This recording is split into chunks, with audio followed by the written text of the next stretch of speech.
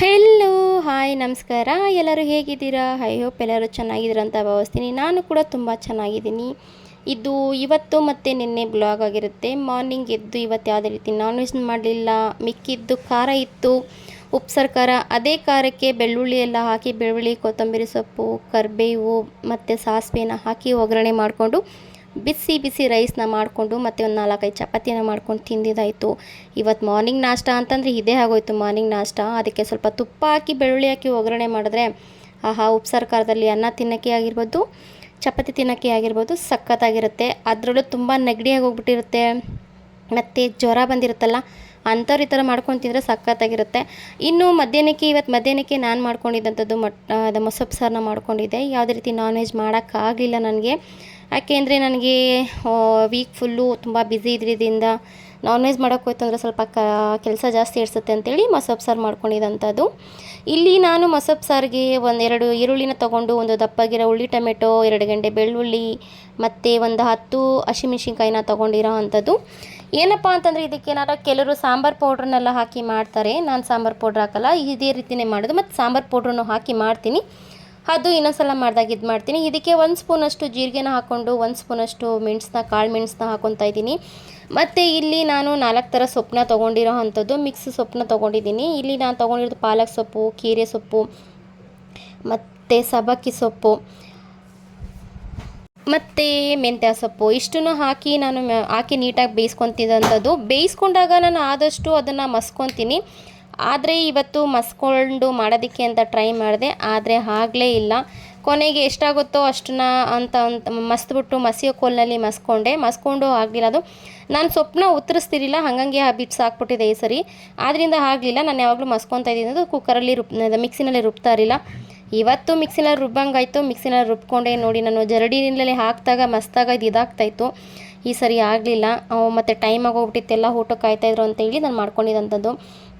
ಪಾತ್ರೆನ ಇಟ್ಕೊಂಡು ಅದಕ್ಕೆ ಸ್ವಲ್ಪ ಎಣ್ಣೆನ ಹಾಕ್ಕೊಂಡು, ಅದಕ್ಕೆ ಸ್ವಲ್ಪ ಸಾಸಿವೆನ ಹಾಕ್ಕೊಂಡು ಚಟಪಟ ಅಂತ ಸಿಡಿಸ್ಕೊಂಡು, ಮತ್ತು ಅದಕ್ಕೆ ಒಣಗಿದ ಮೆಣಸಿನ್ಕಾಯಿನ ಹಾಕ್ಕೊಂಡೆ.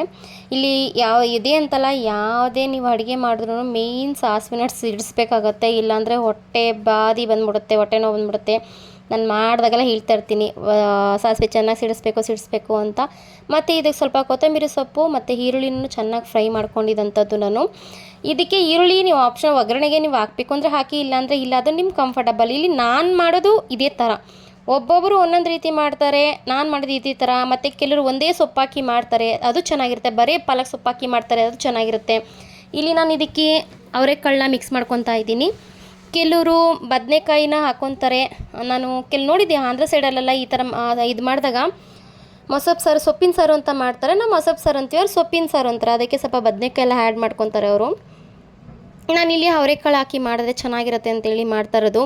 ಇದ್ಕಿದ ಬೇಳೆ ಹಾಕಿ ಮಾಡಿದ್ರಂತೂ ಸಖತ್ತಾಗಿರುತ್ತೆ. ಇದು ಹಸಿ ಅವರೆಕಾಳು.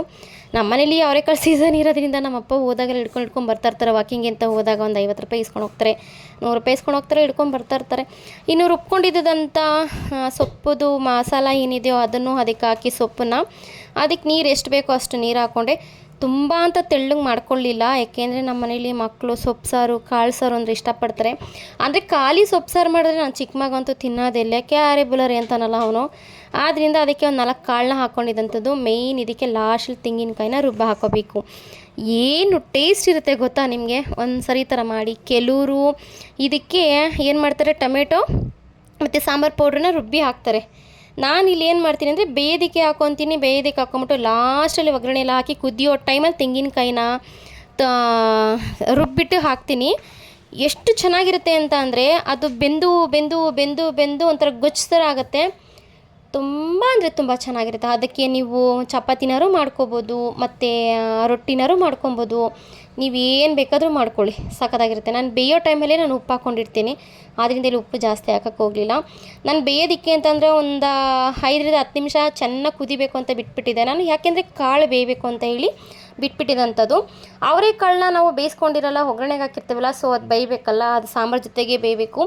ಸಾಂಬಾರು ಎಷ್ಟು ಬೇಯುತ್ತೋ ಅಷ್ಟು ಚೆನ್ನಾಗಿರುತ್ತೆ ಇದು. ಮತ್ತು ಉಪ್ಸಾರು ಮಸಾಪ್ ಸಾರು ಬಸ್ಸಾರು ಎಲ್ಲನೂ.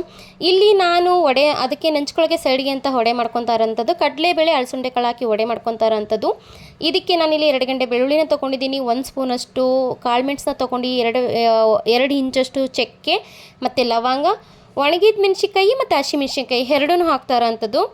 ನ್ಯೂಸಲ್ಲಿ ಯಾರೂ ನಾನು ನೋಡಿರೋ ಪ್ರಕಾರ ವಡೆಗೆ ಯಾರೂ ಅಷ್ಟಾಗಿ ಮೆಣಸನ್ನ ಯೂಸ್ ಮಾಡಲ್ಲ, ನಾನು ಯೂಸ್ ಮಾಡ್ತೀನಿ. ನಮ್ಮಮ್ಮನೂ ಕೂಡ ಅಷ್ಟೇ ತುಂಬ ಚೆನ್ನಾಗಿ ವಡೆ ಮಾಡ್ತಾರೆ. ಇದನ್ನು ಸ್ವಲ್ಪ ಎಷ್ಟಾಗುತ್ತೋ ಅಷ್ಟು ತರಿಯಾಗಿ ರುಬ್ಕೊಂಡು ಇದಕ್ಕೇನೆ ನಾನು 1 ಅವರ್ ಬಿಫೋರ್ 1 ಅವರ್ಗೂ ಮುಂಚೆನೇ ಒಂದು 1/4 kg ಕಡಲೆಬೇಳೆನೂ 1 ಹಿಡಿಯಾಗಷ್ಟು ಅಕ್ಕಿನೂ ನೆನೆಸಿಕೊಂಡಿದ್ದಂಥದ್ದು. ಅಕ್ಕಿನ ಹಾಕಿದ್ದು ಏನಕ್ಕಪ್ಪ ನಾನು ಅಂತಂದರೆ ಅದು ಕ್ರಿಸ್ಪಿಯಾಗಿ ಬರಬೇಕು ಅಂತ. ಕೆಲವ್ರು ಏನು ಮಾಡ್ತಾರೆ ರವೆನ ಹಾಕ್ತಾರೆ, ನಾನು ರವೆನ ಹಾಕಲ್ಲ, ಅಕ್ಕಿನೇ ನೆನೆ ಹಾಕಿದಂಥದ್ದು. ಇವಾಗ ಅದಕ್ಕೆ ರುಚಿಗೆ ತಕ್ಕಷ್ಟು ಎಷ್ಟು ಉಪ್ಪು ಬೇಕೋ ಅಷ್ಟು ಉಪ್ಪನ್ನ ಹಾಕ್ಕೊಂಡು ನಾನು ನೆನೆಸಿಕೊಂಡಿದ್ದಂಥ ಕಡಲೆಬೇಳೆ ಮತ್ತು ಅಕ್ಕಿ ಏನಿದೆ ಅದನ್ನು ಅದಕ್ಕೆ ಹಾಕ್ತಾಯಿದ್ದೀನಿ. ಇಲ್ಲಿ ನಮ್ಮಪ್ಪ ತಂದಿದ್ದು ಏನಪ್ಪ ಅಂದರೆ ಅಲಸಂಡೆ ಕಾಳು ಅರ್ಧ kg ಅಷ್ಟು ತಂದಿದ್ರು. ಇನ್ನು ಸಾಕಾಗಲ್ಲ, ಬರೀ ಅಲಸಂಡೆ ಕಾಳಲ್ಲೇ ಮಾಡಿಬಿಟ್ರಂತೂ ಹೆವಿ ಟೇಸ್ಟ್ ಬರುತ್ತೆ, ಅಂದರೆ ಸಾಕಾಗಲ್ಲ, ಯಾರಿಗೂ ಸಾಕಾಗಲ್ಲ, ಒಂದು ಮೂಲೆಯೂ ಬರಲ್ಲ ಅದು. ಸೊ ಆದ್ದರಿಂದ ನಾನೇನು ಮಾಡಿದೆ, ಎರಡನ್ನೂ ಮಿಕ್ಸ್ ಮಾಡಿ ಹಾಕ್ತೆ ಚೆನ್ನಾಗಿರುತ್ತೆ ಅಂತೇಳಿ ನಾನು ನೀಟಾಗೆಲ್ಲ ರುಬ್ಕೊಂಡೆ. ಚೂರು ನೀರು ಹಾಕಿ ನೀಟಾಗಿ ರುಬ್ಕೊಂಡಿರೋ ಅಂಥದ್ದು ನೀವೇ ನೋಡ್ಬೋದು. ಅಂತಂದರೆ ನೀವು ಯಾರಾದರೂ ಈ ಥರ ಮಾಡಿ ನೋಡಿ ಒಂದು ಸರಿನಾದ್ರೂ ತುಂಬ ಚೆನ್ನಾಗಿರುತ್ತೆ. ಮತ್ತು ಈಗ ಅಲಸಂಡೆ ಕಾಳನ್ನ ತೊಗೊಂಡು ಅಲಸಂಡೆ ಕಾಳನ್ನ ಕೂಡ ನಾನು ನೀರು ಹಾಕ್ತೆ ರುಬ್ಕೋಬೇಕಾಗತ್ತೆ. ಆದ್ದರಿಂದ ಸ್ವಲ್ಪನೂ ನೀರು ಹಾಕ್ತಿ ಅದನ್ನು ರುಬ್ತಾ ಇರೋಂಥದ್ದು. ಎಷ್ಟಾಗುತ್ತೋ ಅಷ್ಟು ನಿಮ್ಮ ಕೈಲಿ ಎಷ್ಟಾಗುತ್ತೋ ಅಷ್ಟು ಮಾಡಿ. ಇವಾಗಂತೂ ಕೆಲವರು ಎಲ್ಲರೂ ಎಲ್ಲ ಮನೆಯಲ್ಲಿಯೂ ಇತ್ತೀಚೆಗಂತೂ ಒಳಕಲ್ಲನ್ನ ಇಟ್ಟಿದ್ದಾರೆ. ಎಲ್ಲರ ಮನೇಲೂ ನಾನು ತುಂಬ ಜನದ ಮನೇಲಿ ನೋಡಿದ್ದೀನಿ, ಎಲ್ಲರ ಮನೇಲೂ ಆಲ್ಮೋಸ್ಟ್ ಒಳಕಲ್ಲಿರುತ್ತೆ. ಒಳಕಲ್ಲೆಲ್ಲ ರುಬ್ಕೊಂತು ಅಂತಂದರೆ ತುಂಬ ಗಟ್ಟಿಗೆ ಬರುತ್ತೆ, ನೀರಿಲ್ದೇ ರುಬ್ಬೋದು, ತುಂಬ ಚೆನ್ನಾಗಿರುತ್ತೆ. ಹಂಗೂ ಹಿಂಗೂ ನೀಟಾಗಿ ಹಸಿ ಕಾಳಾಗಿರೋದ್ರಿಂದ ಜಾಸ್ತಿ ಟೈಮ್ ತೊಗೊಳ್ಳಿಲ್ಲ, ನೀಟಾಗಿ ಪೇಸ್ಟ್ ಆಯಿತು, ನೀಟಾಗಿ ರುಬ್ಕೊಂಡಿದ್ದಂಥದ್ದು. ರುಬ್ಕೊಂಡು ಅದು ಕಡಲೆಬೇಳೆ ಅಲಸಂಡೆ ಕಾಳ್ದು ಏನಿದೆ ಅದೆರಡನ್ನೂ ನೀಟಾಗಿ ಮಿಕ್ಸ್ ಮಾಡಿಕೊಂಡು ಇದಕ್ಕೆ ನಾನಿಲ್ಲಿ ಸಣ್ಣದಾಗಿ ಹಚ್ಚಿರೋ ಅಂಥ ಸಬ್ಬಕ್ಕಿ ಸೊಪ್ಪನ್ನ ಹಾಕ್ಕೊತಾ ಇದ್ದೀನಿ. ಸಬ್ಬಕ್ಕಿ ಸೊಪ್ಪು ಸಣ್ಣದಾಗಿ ಹಚ್ಚಿರೋವಂಥ ಸಬ್ಬಕ್ಕಿ ಸೊಪ್ಪು, ಸಣ್ಣದಾಗಿ ಹಚ್ಚಿರೋವಂಥ ಈರುಳ್ಳಿ, ಸಣ್ಣಕ್ಕೆ ಹಚ್ಚಿರೋವಂಥ ಕೊತ್ತಂಬರಿ ಸೊಪ್ಪು ಇಷ್ಟನ್ನು ನೀಟಾಗಿ ಮಿಕ್ಸ್ ಮಾಡ್ಕೊಬೇಕಾಗತ್ತೆ. ನಾನಿಲ್ಲಿ ಈರುಳ್ಳಿ ಜಾಸ್ತಿ ಆಯಿತು ಅಂತೇಳಿ ಸ್ವಲ್ಪ ಎತ್ತಿಕೊಂಡಿದ್ದಂಥದ್ದು, ಅದು ಬೇರೆ ಏನಕ್ಕಾದ್ರೆ ಬೇಕಾಗುತ್ತೆ ಅಂತ ಹೇಳಿ ಚೆನ್ನಾಗಿ ಕಿವುಚ್ಕೊಬೇಕಾಗತ್ತೆ ಚೆನ್ನಾಗಿ. ಯಾಕೆಂದರೆ ಈರುಳ್ಳಿನಲ್ಲಿ ನೀರಿನ ಅಂಶ ಇರುತ್ತೆ, ನೋಡಿಕೊಂಡು ನೀವು ಮಾಡ್ಕೊಬೇಕಾಗತ್ತೆ. ಈರುಳ್ಳಿನ ಆದಷ್ಟು ಕ್ವಾಂಟಿಟಿಗೆ ಸ್ವಲ್ಪ ಕಡಿಮೆನೇ ಮಾಡ್ಕೊಳ್ಳಿ, ಹಾಗೆ ಅದು ಕಾಳು ತಿಂದರೆ ಚೆನ್ನಾಗಿರುತ್ತೆ. ನಮ್ಮ ಮನೇಲಿ ಎಲ್ಲ ಅದಕ್ಕೂ ಈರುಳ್ಳಿ ಹಾಕ್ತಾರೆ, ಆದ್ದರಿಂದ ಈರುಳ್ಳಿದು ಕ್ವಾಂಟಿಟಿ ಜಾಸ್ತಿ ಮಾಡ್ಕೊಂಡಿದ್ದೀನಿ ನಾನು ಅಷ್ಟೇ. ಚಿಕ್ಕದಾಗಿರೋದೊಂದು ಬಾಣಲೆನ ಇಟ್ಕೊಂಡು ಅದಕ್ಕೆ ಸ್ವಲ್ಪ ಎಣ್ಣೆನ ಹಾಕ್ಕೊಂಡು ಎಣ್ಣೆನ ಚೆನ್ನಾಗಿ ಬಿಸಿ ಮಾಡಿಕೊಂಡು ಅದಕ್ಕೆ ಒಂದೊಂದೇ ವಡೆನ ಹಾಕ್ಕೊಂಡಿದ್ದಾಯಿತು. ಮಧ್ಯಾಹ್ನದ ಊಟಕ್ಕೆ ಮಸಪ್ ಸಾರು, ಅನ್ನ ಮತ್ತು ವಡೆ, ನಂಚ್ಕೊಳ್ಳೋದಕ್ಕೆ ವಡೆ ಇಷ್ಟ ಆಗೋಯಿತು. ಇವತ್ತಿನ ದಿನ ಅಲ್ಲ ನಾನ್ ವೆಜ್ ಇಲ್ದೇ ವೆಜ್ಜಲ್ಲೇ ಮುಗಿಸ್ಕೊಂಬಿಟ್ಟೆ ನಾನು. ಯಾಕೆ ಅಂತಂದರೆ ನನಗೆ ಮೆಂಟಲಿ ಆಗಿರ್ಬೋದು, ಫಿಸಿಕಲಿ ಆಗಿರ್ಬೋದು ರೆಸ್ಟ್ ಇಲ್ಲದಿದ್ದರಿಂದ, ಅದು ಅಲ್ಲದೆ ಇವತ್ತು ಯಾಕೋ ನಾನ್ ವೆಜ್ ಮಾಡಬೇಕು ಅಂತ ಅನ್ನಿಸ್ಲಿಲ್ಲ ನನಗೆ. ಆಮೇಲೆ ಮನೆಯಲ್ಲೂ ಯಾರೂ ಕೇಳಲಿಲ್ಲ. ಮೊನ್ನೆಲ್ಲ ಮಟನ್ ಮಾಡಿದ್ರಿಂದ ಬೇಡ ಬಿಡಮ್ಮ ಮಟನ್ ಜೀರ್ಣ ಆಗಿಲ್ಲ ಅಂತಂದರು. ಸೊ ಓಕೆ ಆಯ್ತಂತ ಸುಮ್ಮನೆ ಅದೇ ನಾನು ಬೇಯಿಸ್ಕೊಂಡ್ಮೇಲೆ ನೋಡಿ ಎಷ್ಟು ಚೆನ್ನಾಗಿ ಬಂದಿದೆ ವಡೆ ಅಂತಂದರೆ ಅಷ್ಟು ಸಕ್ಕತ್ತಾಗಿ ಬಂದಿದೆ.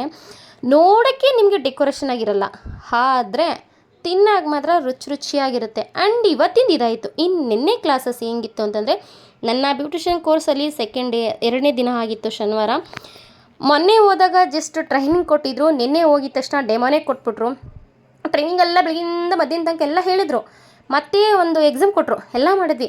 ತೊಗೊಳ್ಳಿ ಮೊದಲು ಲಂಚ್ ಆಗಿದ ತಕ್ಷಣ ಡೆಮೋ ಕೊಟ್ಬಿಟ್ಟು ನೀವು ಟ್ರೈ ಮಾಡಿ, ನಾವು ಹೇಳ್ಕೊಟ್ಟಿರೋದನ್ನು ಟ್ರೈ ಮಾಡಿ ಅಂತ ಅಂದರು.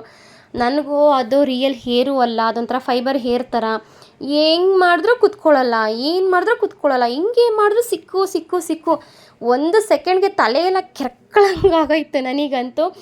ಆದ್ರೂ ಒಂದು ಮಾತಿದೆ, ಕಲಿಯೋ ತನಕ ಬ್ರಹ್ಮವಿದ್ಯೆ, ಕಲ್ತ ಮೇಲೆ ಕೋತಿ ವಿದ್ಯೆ ಅಂತ ಹೇಳ್ತಾರಲ್ಲ, ಸೊ ಆ ರೀತಿ ಇದು ನಾನು ಇಟ್ಟಿರೋವಂಥ ಫಸ್ಟ್ ಹೆಜ್ಜೆಯಲ್ಲಿ ಫಸ್ಟ್ ಸ್ಟೆಪ್ಪು, ಅದು ನಾನು ಟ್ರೈ ಮಾಡಿರೋವಂಥದ್ದು. ಚೆನ್ನಾಗಿ ಬಂದಿಲ್ಲ, ಆದರೂ ಮ್ಯಾಮ್ ಹೇಳಿದ್ರು ಟ್ರೈಗಿಂತ ಯಾವುದಿಲ್ಲ, ನೀನು ಮನಸ್ಸಿಟ್ಟು ಮಾಡಿದ್ಯಾ, ತುಂಬ ಚೆನ್ನಾಗಿ ಮಾಡಿದ್ಯಾ. ಅದರಲ್ಲೂ ನಾನು ಕೊಟ್ಟಿದ್ದೆ ತುಂಬ ಸುಟ್ಟೋಗ್ಬಿಟ್ಟಿತ್ತು, ನಾವೇನು ಮಾಡಿದ್ರು ಮಾಡೋಕ್ಕಾಗ್ತಾರಿಲ್ಲ, ಅಂಥದ್ರಲ್ಲೂ ಇಷ್ಟು ಮಾಡಿದ್ಯಾ, ಗ್ರೇಟ್ ಬಿಡು ಅಭಿ, ಚೆನ್ನಾಗಿ ಮಾಡಿದ್ಯಾ. ನೆಕ್ಸ್ಟು ಕಮ್ಮಿಂಗ್ ಡೇಸಲ್ಲಿ ಚೆನ್ನಾಗಿ ಮಾಡು ಅಂತ ಹೇಳಿದರು. ಇನ್ನು ನಾಳೆ ಏನಪ್ಪ ಅಂತಂದರೆ ಒಬ್ರನ್ನ ರಿಯಲ್ ಹೇರ್ನ ಕೊಡ್ತೀನಿ ಅಂತ ಹೇಳಿದರೆ, ಅವಾಗ ಏನಾಗುತ್ತೋ ನನಗೆ ಗೊತ್ತಿಲ್ಲ. ನಾಳೆ ಫುಲ್ ಟ್ರೈ ಮಾಡಿ ನಾವು ಒಬ್ಬರು ಹೇರ್ಗೆ ಈ ಥರ ಡಿಸೈನ್ನ ಟ್ರೈ ಮಾಡಬೇಕು, ಅವ್ರು ನಮ್ಮ ಹೇರಿಗೆ ಟ್ರೈ ಮಾಡಬೇಕು ಅಂತ ಹೇಳಿದ್ದಾರೆ. ಆದರೆ ದೇವ್ರ ದಯೆಯಿಂದ ಯಾರು ನನ್ನ ಹೇರ್ನ ಸುಟ್ಟಾಕದೇ ಇದ್ದರೆ ಸಾಕು. ಆಲ್ಮೋಸ್ಟ್ ನಾನು ಕಟ್ ಮಾಡಿಸ್ಕೊಂಬಿಟ್ಟಿದ್ದೀನಿ. ಯಾರು ಸುಟ್ಟಾಕದೇ ಇದ್ದರೆ ಸಾಕು, ನಾನು ಯಾರಿಗೂ ಸುಟ್ಟಾಕೋದಿಲ್ಲ. ಸೊ ನಿನ್ನೆ ಮತ್ತು ಇವತ್ತಿನ ಬ್ಲಾಗ್ ಇದಾಗಿತ್ತು. ಇವತ್ತಿನ ಬ್ಲಾಗೇ ಜಾಸ್ತಿ ಇದೆ, ನಿನ್ನೆದು ಶಾರ್ಟಾಗಿ ಚಿಕ್ಕದಾಗಿ ಮಾಡಿಬಿಟ್ಟಿದ್ದೀನಿ. ನಿನ್ನೆ ಈವ್ನಿಂಗ್ದು ನಾನು ಏನೂ ಮಾಡೋ ಹಾಕೋಕ್ಕಾಗಲಿಲ್ಲ, ಇರೋದ್ರಲ್ಲಿ ಅಡ್ಜಸ್ಟ್ ಮಾಡ್ಕೊಂಡಿದ್ದಂಥದ್ದು ನಾವು ಶಾರ್ಟಾಗಿ ಚಿಕ್ಕದಾಗಿ ಮಾಡಿ ಹಾಕಿರೋದು. ನಿನ್ನೆ ಮತ್ತು ಇವತ್ತಿನ ಬ್ಲಾಗ್ ಇದಾಗಿತ್ತು. ಇಷ್ಟ ಆಯಿತು ಅಂದರೆ ಲೈಕ್ ಮಾಡಿ, ಶೇರ್ ಮಾಡಿ, ಕಮೆಂಟ್ ಮಾಡಿ. Thank you all, bye.